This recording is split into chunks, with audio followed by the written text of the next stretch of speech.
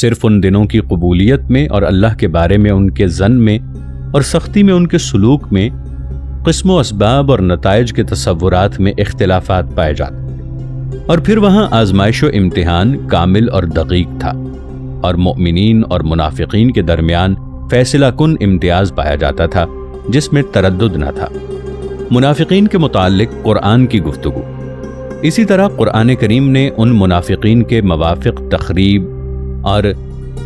کاری اور افواہ بازی کے متعلق بھی گفتگو کی ہے جو مدنی فوج میں موجود تھے، جس سے انہوں نے حضرت نبی کریم صلی اللہ علیہ وآلہ وسلم اور آپ کے اصحاب پر نازل ہونے والے کرب و بلا کو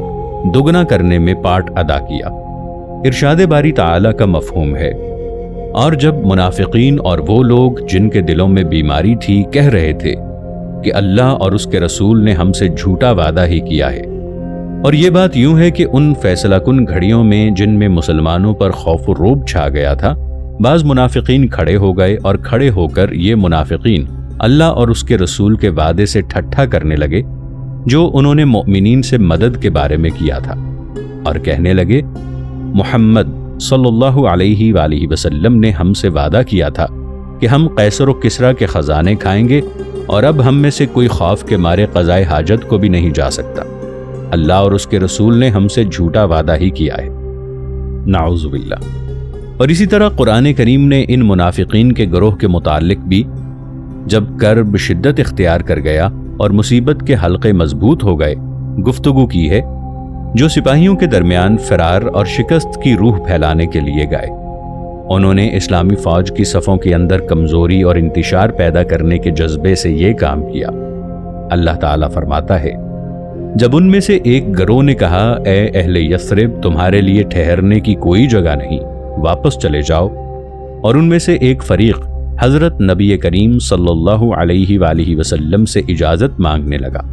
وہ کہتے تحقیق ہمارے گھر خالی ہیں، حالانکہ وہ خالی نہ تھے، وہ صرف بھاگنا چاہتے تھے،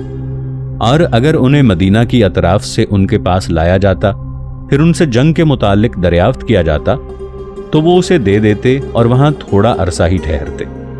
اور انہوں نے قبل ازیں اللہ سے عہد کیا تھا کہ وہ پشت نہ پھیریں گے اور اللہ کا عہد پوچھا جائے گا۔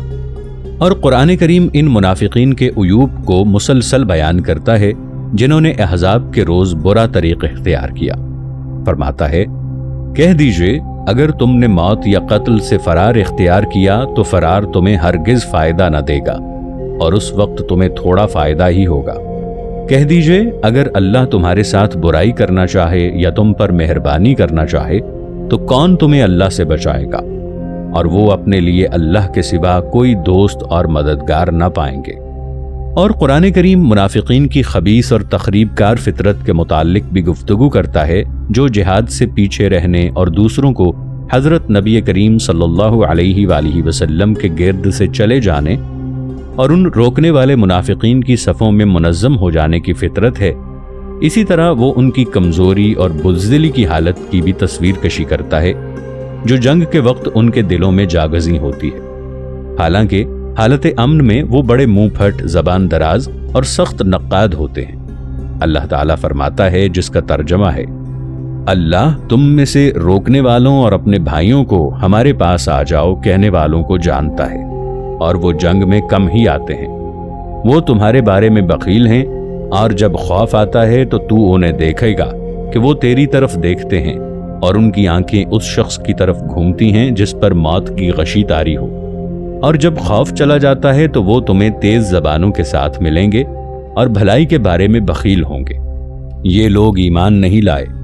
بس اللہ نے ان کے اعمال کو ضائع کر دیا، اور یہ بات اللہ پر آسان ہے۔ تفسیر قرآن میں بیان ہوا ہے کہ وہ بلوں سے نکلے اور لرزے کے بعد ان کی آوازیں بلند ہوئیں اور عظمت سے ان کی رگیں پھول گئیں، اور بھاگنے کے بعد مفرور ہو گئے، اور بے حیائی سے جو چاہا اپنے لیے قتل میں آزمائش کا اور شجاعت و جامع مردی کے کاموں میں فضیلت کا دعویٰ کیا۔ اور لوگوں کا یہ نمونہ کسی قوم اور قبیلے میں مفقود نہیں ہے، اور یہ ہمیشہ موجود رہتا ہے، اور جہاں امن و فراخی ہو وہاں یہ شجاع اور نمایاں فصیح ہو جاتا ہے، اور جہاں شدت اور خوف ہو وہاں یہ خاموش، بزدل اور بھگوڑا ہو جاتا ہے،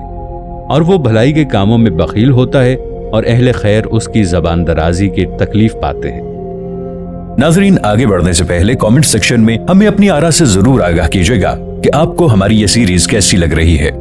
میں ہوں طاہر عبید چودھری۔ آئندہ آنے والی اقساط سے باخبر رہنے کے لیے ہمارے چینل کو سبسکرائب کر لیں اور ساتھ موجود بیل آئیکن کو ضرور کلک کر لیں۔ شکریہ۔ اور قرآن کریم بیان کرتا ہے کہ منافقین کے دلوں پر خوف اور گھبراہٹ کیسے مسلط تھا، اور ان کے رشد و ثواب کو احزاب کی افواج کی واپسی کے بعد بھی اس درجے تک زائل کرنے والا تھا کہ وہ یقین رکھتے تھے کہ یہ افواج ہمیشہ ہی مدینہ کے گرد اپنے اپنے پڑاؤ میں رہیں گی، حالانکہ بالآخر وہ ریٹائرمنٹ کر گئیں۔ یہ مسلمانوں کی جانچ کرنے والے منافقین کس طرح سختی اور خوف کے وقت فوج کی صفوں سے چپکے سے کھسکتے اور میدان سے بھاگ جاتے، اور جنگ کے خطرے سے دور رہنے کے باوجود اپنی شدید بزدلی کے باعث تمنا رکھتے تھے کہ وہ جنگل کے اعراب ہوتے اور کوئی تعلق انہیں مدینہ سے مربوط نہ کرتا، جو جنگ کا ہدف اول تھا، اور کس طرح وہ گھبراہٹ اور اضطراب میں جیسے کانپنے والا بزدل جو ہر متحرک چیز کو اپنے خلاف خیال کرتا ہے، مسلمانوں اور احزاب کے درمیان ہونے والی جنگ کی خبروں کے نتیجے کے متعلق دریافت کرتے۔ اللہ تعالیٰ فرماتا ہے، جس کا ترجمہ ہے، احزاب کے متعلق ان کا خیال ہے کہ وہ نہیں گئے، اور اگر احزاب آتے تو وہ چاہتے کہ کاش وہ جنگل میں آراب کے درمیان رہتے اور تمہاری خبروں کے متعلق پوچھتے، اور اگر وہ تم میں شامل ہوتے تو بالکل جنگ نہ کرتے۔ مسلمانوں کے بلند موقف کے متعلق قرآن کی گفتگو۔ پھر قرآن کریم اسی ردی بھدی اور مبغوض صورتحال سے، جس پر منافقین معرکہ احزاب کے برپا ہونے سے لے کر اس کے اختتام تک قائم تھے، اس روشن اور شاندار صورتحال کی طرف بات کو منتقل کرتا ہے، جس میں حضرت نبی کریم صلی اللہ علیہ وآلہ وسلم اور آپ کے مخلص صحابہ نمایاں ہوئے، جبکہ آزمائشوں نے ان کا گھیراؤ کیا ہوا تھا اور مصائب نے ان کے خلاف معاہدے کیے ہوئے تھے، اور تکالیف ان پر پے در پے برستی تھی۔ بس وہ ان کے سامنے ڈٹ گئے اور ان کے دھکوں کے سامنے ٹھوس پہاڑوں کی طرح ثابت قدم رہے، اور بجائے اس کے کہ یہ آزمائشیں اور مصائب ان کے لیے اضطراب اور کمزوری کا سرچشمہ ہوتے، یہ ان کے لیے اطمینان، اعتماد، ایمان، یقین اور اللہ کی مدد کی بشارت حاصل کرنے کا سرچشمہ بن گئے۔ اس نے عبادت کو رسول اعظم صلی اللہ علیہ وآلہ وسلم کے ذکر سے شروع کیا ہے، جو شجاعت و ثبات اور ایمان میں اور احوال کے اضطراب اور مصائب و آزمائش میں فتح و ظفر کے کناروں تک قوموں کی کمان کرنے میں مکمل نمونہ ہے۔ اللہ تعالیٰ فرماتا ہے، ترجمہ، رسول اللہ صلی اللہ علیہ وآلہ وسلم کی ذات میں تمہارے لیے اچھا نمونہ ہے اس شخص کے لیے جو اللہ اور یوم آخر کا خواہاں ہے اور اللہ کو بہت یاد کرتا ہے۔ ارشاد باری تعالیٰ کا مفہوم ہے، اور جب مؤمنین نے احزاب کو دیکھا تو کہنے لگے، یہ تو ہم سے اللہ اور اس کے رسول نے وعدہ کیا ہے، اور اللہ اور اس کے رسول نے سچ کہا ہے، اور اس بات نے انہیں ایمان و طاعت میں زیادہ کر دیا۔ اور اس جگہ پر قرآن کریم نے جوانوں کے اس نمونے کے متعلق بھی گفتگو کی ہے، آسمان سے ان کے مضبوط تعلق کی وجہ سے، کہ غزوہ احزاب میں جو کرب اور خوفناک مصائب انہیں پیش آئے، انہوں نے ان کی صلابت ایمانی میں اور انہوں نے اللہ سے جو عہد کیا تھا اس پر صدق سے صبر و ثبات کرتے ہیں، اور موت تک اس کی راہ میں قربانی دینے میں اضافہ کر دیا۔ اس کے برعکس منافقین کے بزدل، کاہل، متزلزل اور ڈرپوک گروہ کا نمونہ ہے، جو کسی عہد پر قائم نہیں رہتا اور نہ اسے پورا کرتا ہے۔ ارشاد باری تعالیٰ ہے، جس کا مفہوم ہے، مؤمنین میں کچھ ایسے جوان بھی ہیں جنہوں نے اللہ سے کیے ہوئے وعدے کو سچ کر دکھایا، ان میں سے کچھ نے اپنا کام پورا کر دیا ہے اور کچھ انتظار میں ہیں، اور انہوں نے کوئی تبدیلی نہیں کی۔ اور بعض لوگوں کا خیال ہے کہ یہ آیت حضرت انس بن النضر رضی اللہ عنہ کے متعلق اور آپ کے ان اصحاب کے بارے میں نازل ہوئی ہے جو معرکہ احد میں رسول اللہ صلی اللہ علیہ وآلہ وسلم کے ساتھ ثابت قدم رہے تھے۔ امام احمد نے اپنے اسناد سے بحوالہ حضرت ثابت روایت کی ہے کہ میرے چچا انس بن نضر بدر کے روز رسول اللہ صلی اللہ علیہ وآلہ وسلم کے ساتھ شامل نہیں ہوئے، اور آپ پر یہ بات گراں تھی، اور آپ کہنے لگے، یہ پہلی جنگ ہے جس میں رسول کریم صلی اللہ علیہ وآلہ وسلم شامل ہوئے، اور میں اس سے غیر حاضر رہا۔ اور اگر اللہ تعالیٰ نے بعد ازاں مجھے رسول اللہ صلی اللہ علیہ وآلہ وسلم کے ساتھ جنگ میں شامل ہونے کا موقع دیا تو میں اللہ کو دکھاؤں گا کہ میں کیا کرتا ہوں۔ راوی کا بیان ہے کہ آپ اس کے سوا کوئی اور بات کہنے سے ڈر گئے اور جنگ احد میں آپ رسول اللہ صلی اللہ علیہ وآلہ وسلم کے ساتھ شامل ہوئے۔ حضرت سعد بن معاذ رضی اللہ عنہ آپ کے سامنے آئے تو حضرت انس رضی اللہ عنہ نے انہیں کہا، اے ابو عمر، جنت کی خوشبو کہاں ہے؟ میں اسے احد کے درے میں پاتا ہوں۔ راوی کا بیان ہے کہ آپ نے ان سے جنگ کی حتیٰ کہ قاتل ہو گئے اور آپ کے جسم پر تیر، تلوار اور نیزے کے 80 زخم تھے۔ آپ کی بہن میری پھوپھی دختر نظر کا بیان ہے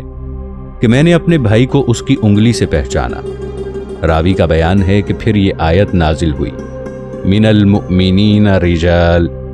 راوی کا بیان ہے کہ ان کا خیال ہے کہ یہ آیت آپ کے اور آپ کے اصحاب کے بارے میں نازل ہوئی ہے رضی اللہ عنہم۔ خواہ کچھ بھی ہو، اس آیت میں جو اوصاف بیان ہوئے ہیں اور اس نوع کے نیک جوانوں پر منطبق ہوتے ہیں جو تمام مواقف ہیں، اپنے نبی کے پہلو میں ثابت قدم رہے اور انہوں نے اللہ سے جو عہد کیا تھا وہ پورا کیا۔ خواہ وہ انس بن نضر رضی اللہ عنہ اور آپ کے اصحاب ہوں جو احد کے ہیرو تھے، اور خواہ وہ محمد صلی اللہ علیہ وآلہ وسلم کے مخلص صحابہ ہوں جو معرکہ احزاب میں آپ کے ساتھ ثابت قدم رہے تھے۔ ابتلاء و آزمائش، پھر قرآن کریم ان مشاہدے مختلفہ اور سورہ متبانیہ کے بعد جو معرکہ احزاب کے ساتھ شامل رہیں بیان کرتا ہے کہ لوگوں نے جن کرب و محن کا مشاہدہ کیا ہے وہ صرف ابتلاء و آزمائش کے طور پر تھیں تاکہ وہ صادق کی اصل حقیقت کو واضح کرے اور وہ اللہ سے اپنی اچھی جزا لے، اور کاذب منافق بھی نمایاں ہو جائے اور لوگوں کے سامنے اس کی اصلیت کو واضح کر دے تاکہ وہ جس عذاب کا مستحق ہے اسے حاصل کرے۔ اللہ تعالیٰ ان واقعات کے ذکر کے بعد فرماتا ہے جس کا مفہوم ہے تاکہ اللہ راست بازوں کو ان کی راست بازی کی جزا دے اور منافقین کو عذاب دے، اگر چاہے تو یا تو ان کو معاف کر دے، بے شک اللہ بخشنے والا اور رحم کرنے والا ہے۔ پھر اس خوفناک عظیم واقعے غزوہ احزاب کے بارے میں بات کو اس پر ختم کرتا ہے کہ اللہ تعالی ہمیشہ راست باز صابر مومنین کے ساتھ ہے اور وہ انہیں ان کے دشمن کے مقابلے میں بے یار و مددگار نہیں چھوڑے گا، اور اسے جب تک وہ اللہ سے مضبوط تعلق رکھتے ہیں اور اس کے وعدوں کی سچائی پر یقین رکھتے ہیں ان پر قابو نہیں دے گا، بلکہ وہ انہیں اس دشمن پر فتح دے گا خواہ وہ کس قدر قوت و جبروت کا حامل ہوگا، جیسا کہ احزاب کے خوفناک غزوے میں رسول اللہ صلی اللہ علیہ وآلہ وسلم کے لیے ہوا۔ اللہ تعالیٰ فرماتا ہے جس کا مفہوم ہے، اور اللہ نے کافروں کو ان کے غیظ سمیت واپس کر دیا اور انہیں کوئی بھلائی حاصل نہ ہوئی، اور اللہ مومنین کو جنگ سے کافی ہو گیا اور اللہ قوی اور عزیز ہے۔ اسی طرح قرآن کریم نے خندق کی کھدائی کے دوران منافقین کی سستی اور ان کی تخریبی اعمال کے متعلق بھی گفتگو کی ہے کہ کس طرح وہ سالار نبی صلی اللہ علیہ وآلہ وسلم سے اجازت حاصل کیے بغیر خندق میں کام کرنا چھوڑ دیتے تھے۔ بس قرآن کریم نے چپکے سے کھسک جانے کی کارروائی کی مذمت کی ہے جسے وہ اس خندق کی کھدائی میں فعال مشارکت کرنے سے فرار اختیار کرنے کے لیے کرتے تھے، جس کے متعلق مدینہ کی کمان نے فیصلہ کیا تھا کہ وہ دارالخلافے کی بڑی دفاعی لائن ہوگی، اور اسی طرح اس نے اسی وقت ان مومنین کی تعریف بھی کی ہے جو خندق میں کام کرنا اس وقت چھوڑتے تھے جب انہیں کوئی ضروری حاجت ہوتی تھی، اور وہ حضرت نبی کریم صلی اللہ علیہ وآلہ وسلم سے خاص اجازت لینے کے بعد کام چھوڑتے تھے۔ اللہ تعالیٰ نے فرمایا ہے جس کا مفہوم ہے، مومن صرف وہ ہیں جو اللہ اور اس کے رسول پر ایمان لائے ہیں، اور جب وہ کسی امر جامع میں آپ کے ساتھ ہوتے ہیں تو آپ سے اجازت لیے بغیر نہیں جاتے۔ بلا شبہ جو لوگ آپ سے اجازت طلب کرتے ہیں وہی لوگ اللہ اور اس کے رسول پر ایمان لاتے ہیں، بس جب وہ اپنے کسی کام کے لیے آپ سے اجازت طلب کریں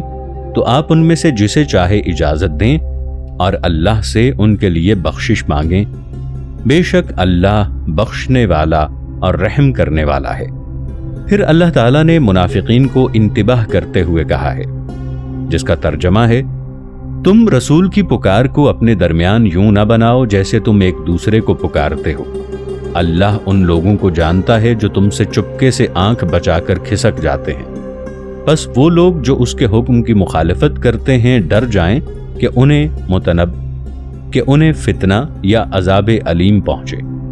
محمد بن اسحاق نے ان آیات کا سبب نزول یہ بیان کیا ہے کہ جب غزوہ خندق یعنی احزاب میں قریش اور احزاب کا اکٹھ ہوا اور رسول اللہ صلی اللہ علیہ وآلہ وسلم نے ان کے متعلق اور جس امر پر انہوں نے اتفاق کیا تھا اس کے متعلق سنا تو آپ نے مدینہ کے گرد خندق بنائی، اور اس میں رسول اللہ صلی اللہ علیہ وآلہ وسلم نے بھی مسلمانوں کو اجر کی ترغیب دینے کے لیے کام کیا، اور مسلمانوں نے بھی آپ صلی اللہ علیہ وآلہ وسلم کے ساتھ اس میں کام کیا۔ آپ صلی اللہ علیہ وآلہ وسلم نے بھی مسلسل مشقت سے کام کیا، اور انہوں نے بھی مسلسل مشقت سے کام کیا، اور یہ منافقین اپنے کام میں رسول اللہ صلی اللہ علیہ وآلہ وسلم سے اور مسلمانوں سے پیچھے رہے اور عمل سے کمزور ہونے کا توریہ کرنے لگے، اور رسول اللہ صلی اللہ علیہ وآلہ وسلم کے علم اور اجازت کے بغیر چپکے سے کھسک کر اپنے اہل کے پاس جانے لگے، اور مسلمانوں میں سے جب کسی جوان کو کوئی ضروری حاجت پیش آتی جس سے چارہ نہ ہوتا تو وہ اس کا ذکر رسول اللہ صلی اللہ علیہ وآلہ وسلم سے کرتا اور اپنی حاجت کو پورا کرنے کے لیے آپ سے اجازت مانگتا، اور آپ اسے اجازت دے دیتے، اور جب وہ اپنی حاجت پوری کر لیتا تو وہ بھلائی کی رغبت اور ثواب کے لیے اپنے کام پر واپس آ جاتا۔ تو ان مومنین کے بارے میں اللہ تعالیٰ نے یہ آیت نازل فرمائی جس کا ترجمہ ہے، پھر اللہ تعالیٰ نے کام سے کھسک جانے والے اور حضرت نبی کریم صلی اللہ علیہ وآلہ وسلم کی اجازت کے بغیر چلے جانے والے منافقین کے متعلق فرمایا ہے۔ اس بات میں کوئی نزاع نہیں پایا جاتا کہ معرکہ احزاب پورے اسلامی وجود کے لیے زندگی اور موت کا معرکہ تھا،